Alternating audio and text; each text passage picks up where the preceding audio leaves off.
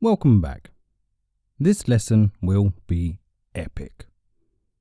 Actually, it will be about epics.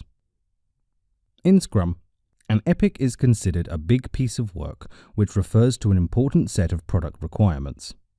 It can be broken down into smaller pieces of work.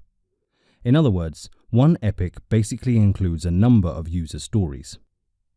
Using again our tasty example, an epic would be the broader order payment functionality. This can also be described similarly to a user story. Let's say, as a user, I want to be able to pay online in order not to exchange cash with the delivery person. It may sound like a user story, but it is a bigger piece of work.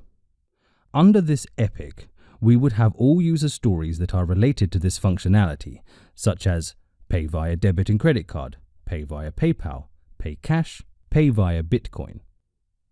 So the relationship between epics and user stories is hierarchical. User stories are grouped and assigned under the respective epic, or in the other way around, if you have defined the epics first, they get broken down into user stories.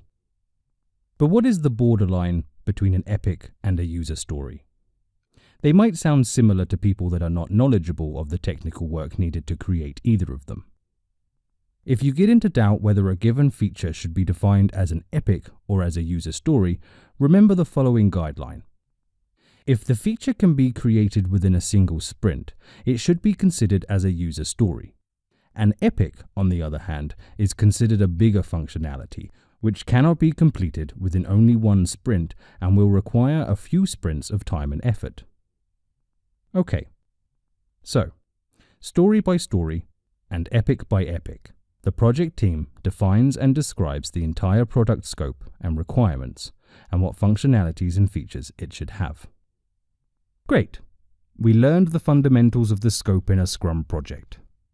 In the next lesson, we will apply this to the product backlog. See you there.